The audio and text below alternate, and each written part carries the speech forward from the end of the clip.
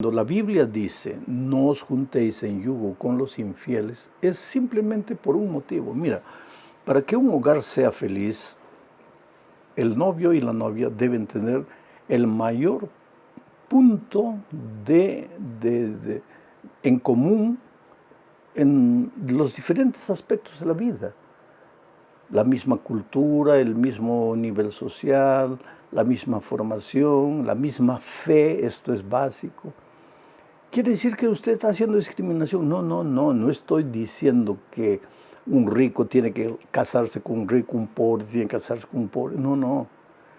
Pero para que una pareja sea feliz, tienen que tener el mayor número de puntos en común, especialmente en el asunto de la fe. Ahora, si así mismo, teniendo el mayor número de puntos en común, ya hay dificultades, la vida matrimonial ya es un desafío de adaptación y muchas veces al primer año, al segundo, tercer, cuarto año ya se están separando las parejas. Imagínate cuando no hay puntos en común entre ambos novios y llegaron al matrimonio solo llevados por la atracción física. Especialmente cuando el fundamento de la vida cristiana es la fe. Yo siempre digo, un matrimonio para tener éxito, para ser un matrimonio feliz, no tiene que tener solo dos personas, tiene que tener tres. El hombre, la mujer y Cristo, porque en la medida en que ambos amen a Cristo, se van a amar uno al otro. Pero si uno cree en Jesús y el otro no cree en Jesús, ¿cómo va a funcionar eso? Entonces el consejo divino es, hijo, yo quiero que seas feliz. Trata de buscar una persona que tenga el mayor número de puntos en común contigo, especialmente que tenga la misma fe, que amen al mismo Dios, que sirvan al mismo Dios, que tengan la misma opinión con relación a las instrucciones divinas. Porque de otro modo uno va a pensar, este consejo divino es bueno, pero el otro va a pensar, eso es una tontería, y ahí ya comienzan las divergencias. Que Dios te bendiga. Vamos hoy a la lección número 9 para el 1 de junio del año 2024. El título de la lección es El fundamento del gobierno de Dios.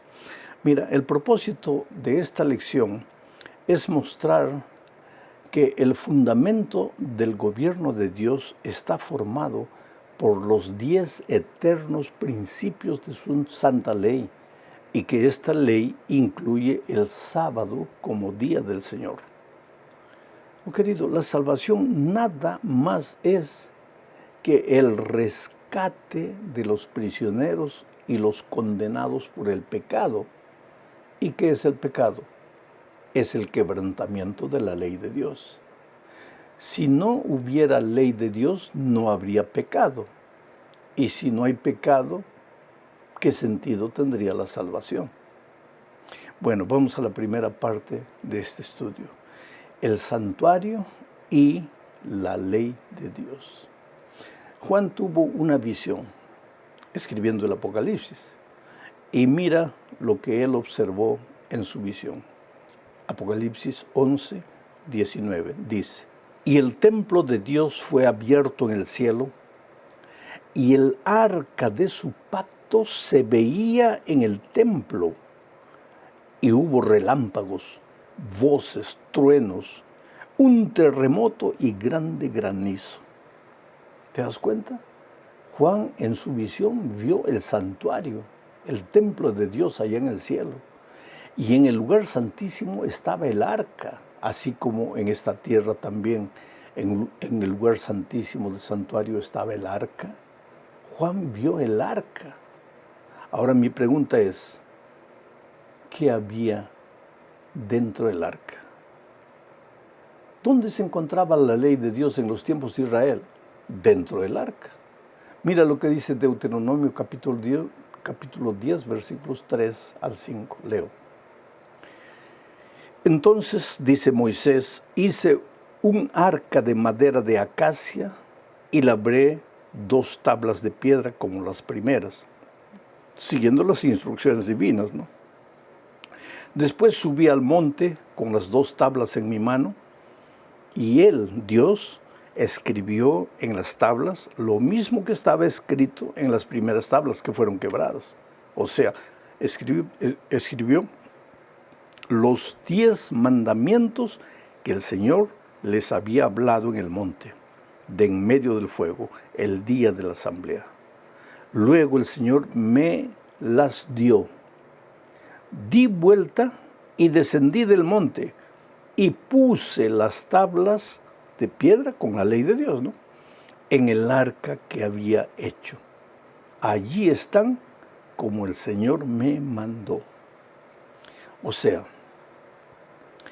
en el tiempo de Israel, Dios le ordenó a Moisés colocar las tablas de piedra dentro del arca.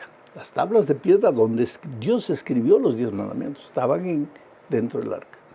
A donde el arca iban las tablas de piedra.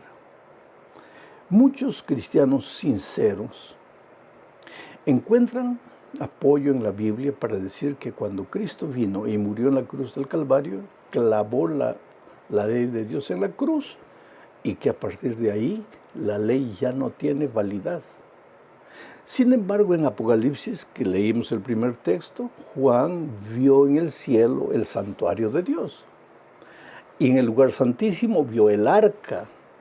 Y pues dentro del arca está la ley. Quiere decir que la ley es eterna. La ley no cambia.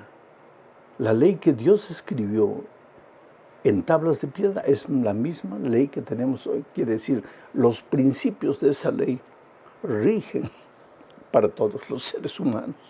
Esto es lo que se menciona en la segunda parte de este estudio al hablar de la inmutabilidad de la ley de Dios. O sea, que la ley de Dios no muda, la eternidad de la ley de Dios. Mira lo que dice Mateo capítulo 5, versículos 17 y 18. Y estas son palabras del propio Señor Jesucristo. Voy a tratar de comentar lo menos para respetar lo que el Señor Jesucristo dijo.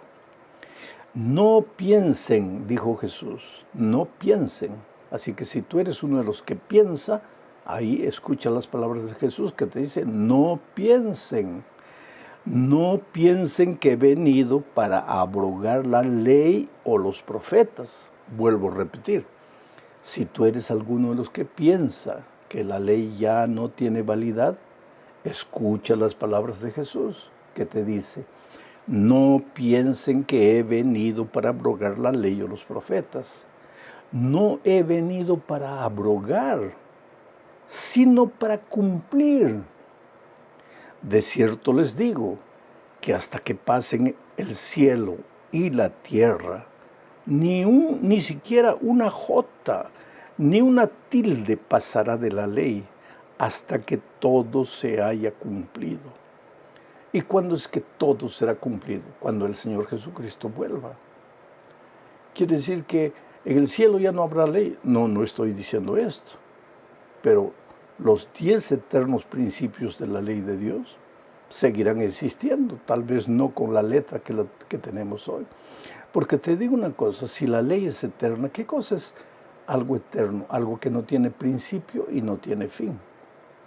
En el cielo, cuando solo existía Lucifer y los ángeles, ¿existían los principios de la ley de Dios? Claro que sí, porque si el pecado es el quebrantamiento de la ley, y Lucifer pecó, quiere decir que él quebró la ley allá en el cielo.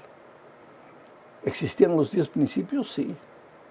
¿Cuál fue el principio que Lucifer quebró? Tal vez el principio de la lealtad, de la fidelidad.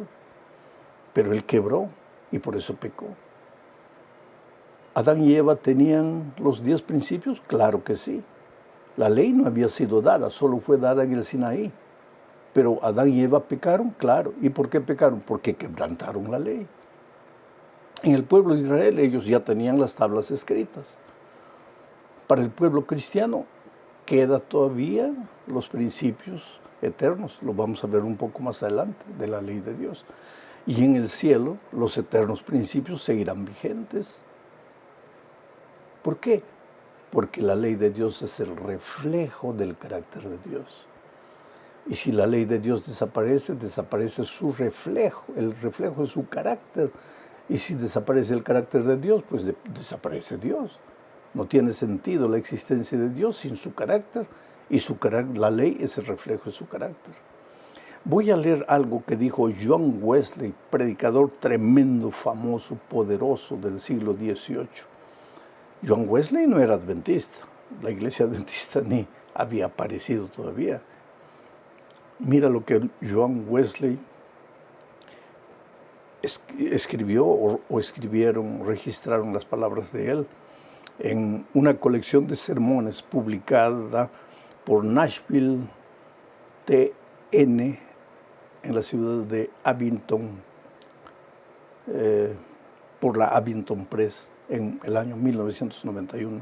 Esto que voy a leer está en la página 208 y 209 de ese libro. Dice así: la ley ritual o ceremonial entregada por Moisés a los hijos de Israel, que contenía todos los mandatos y las ordenanzas relacionados con los antiguos sacrificios y el servicio del templo, nuestro Señor verdaderamente vino a destruirla y disolverla y abolirla por completo.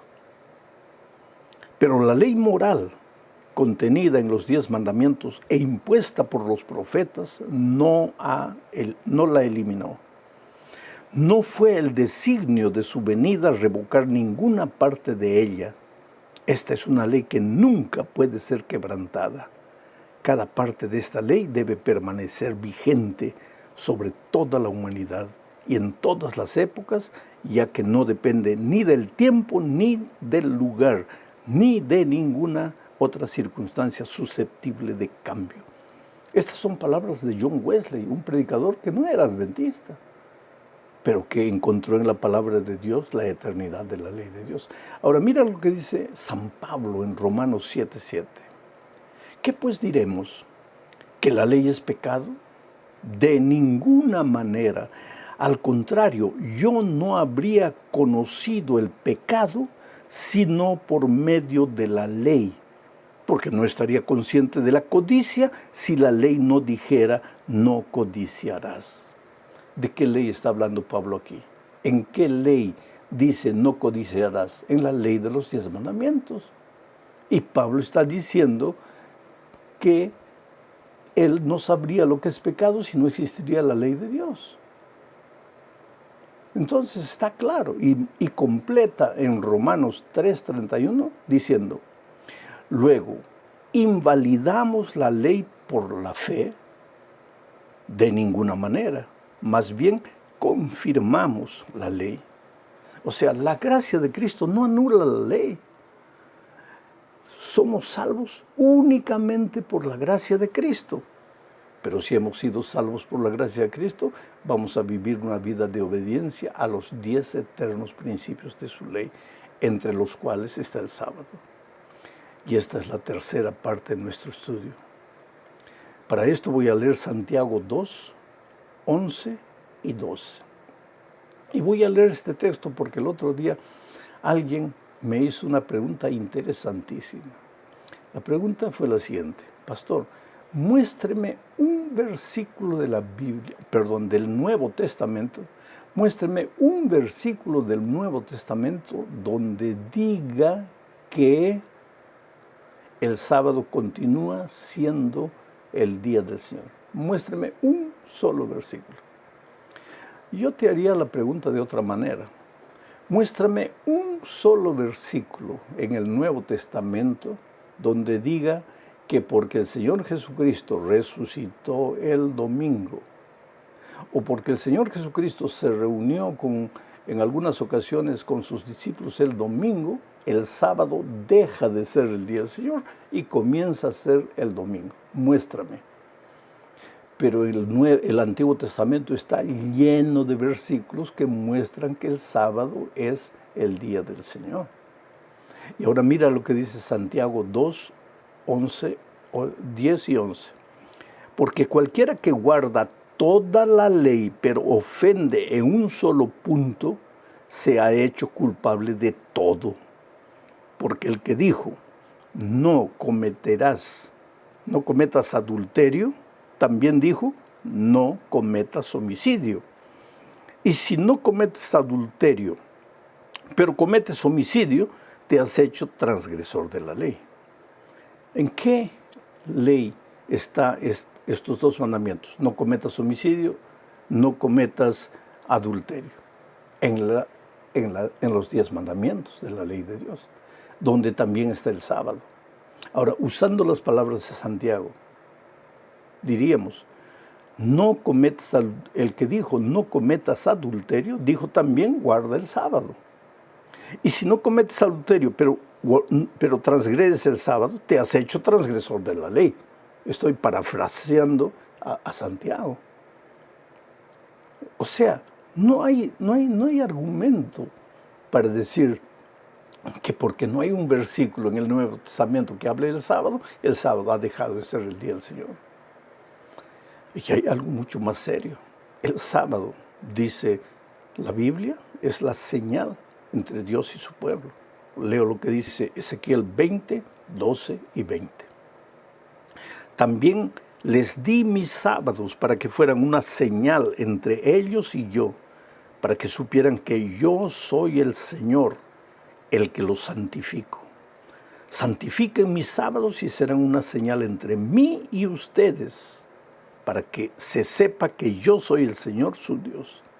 Claro, el sábado es la señal entre Dios y su pueblo.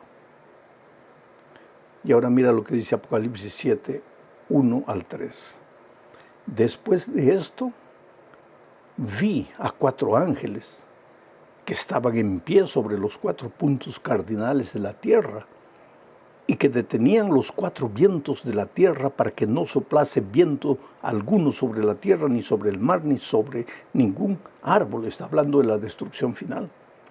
Y vi que otro ángel subiendo del oriente tenía el sello del Dios vivo, el sábado. Y llamó a gran voz a los 4 ángeles, a quienes les fue dado hacer daño a la tierra y al mar, diciendo, no hagan daño a la tierra, ni al mar, ni a los árboles, hasta que marquemos con un sello la frente de los siervos de nuestro Dios. ¿Y cuál es esa señal? El sábado. Pero querido, en la parte 4 de este estudio vemos que el diablo también tiene su marca, su señal, su sello. Mira lo que dice Apocalipsis 13, 16 y 17. Y ella está hablando de la bestia, que es uno de los símbolos del enemigo de Dios. Y ella hace que a todos, a pequeños y a grandes, a ricos y a pobres, a libres y a esclavos, se les ponga una marca en la mano derecha o en la frente, y que nadie pueda comprar ni vender, sino el que tenga la marca, es decir, el nombre de la bestia o el número de su nombre. Es interesante que mientras el sello de Dios es colocado en aquel que quiere, en aquel que desea, aquel que acepta, la marca de la bestia es colocado por la fuerza en todas las personas.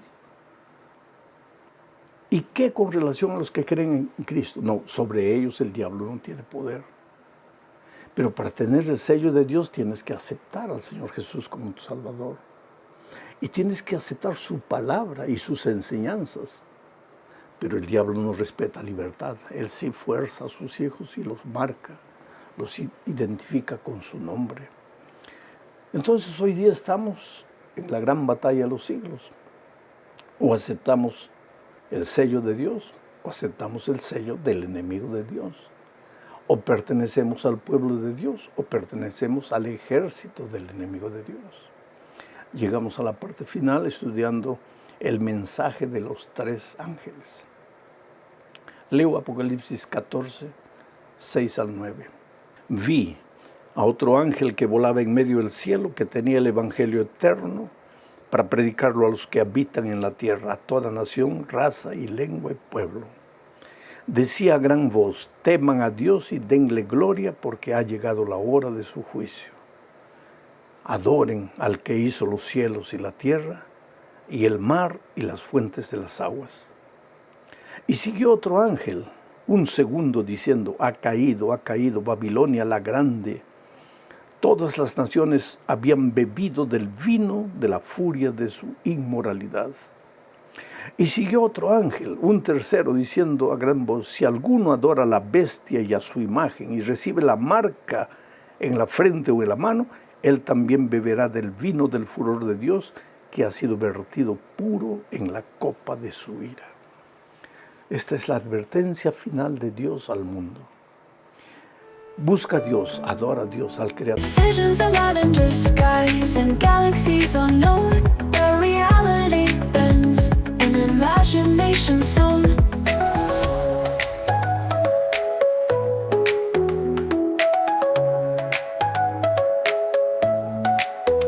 Lavender sky, open but wide. Pull me into your hazy tide, where gravity sleeps and we're free to fly. Lost in a dream beneath the lavender sky.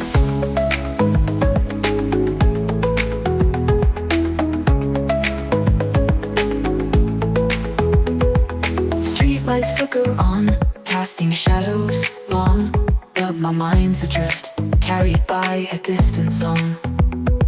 A melody woven from stardust and light, guiding me onward through the velvet night.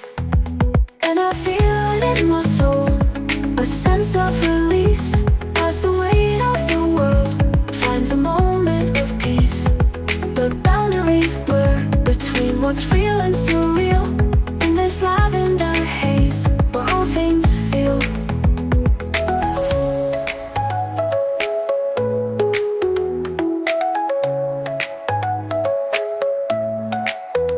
Lavender sky, open and wide. Pull me into your hazy tide, where gravity sleeps and we're free to fly. Lost in a dream beneath the lavender sky.